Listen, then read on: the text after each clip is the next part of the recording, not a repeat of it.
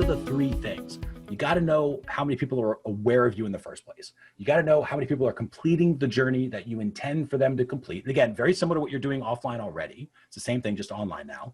And you have to know how many people engaged along the way. And in that one report, it talks about all of those. It shows you all of those. And that's where I like to keep the focus. If you're just starting out, don't worry about landing page reports in the beginning. Don't worry about anything else. Just get used to understanding where your traffic is coming from, the results of that traffic, and how engaging they are in those traffic sources. And when you learn that, the rest of analytics becomes a lot easier to start using because that teaches you a lot of foundations. So that's where I would start, knowing where your traffic is coming from, what the results of that traffic is.